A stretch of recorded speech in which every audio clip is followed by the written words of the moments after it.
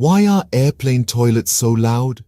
Well, the answer lies in the efficient way airplanes need to get rid of waste. You see, airplanes can't afford to use a lot of water for flushing, so they use a vacuum-like system instead. This system sucks up your poop at a whopping 300 miles per hour.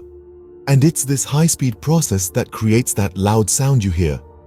It may be noisy, but it's an effective solution for keeping things clean and hygienic on board.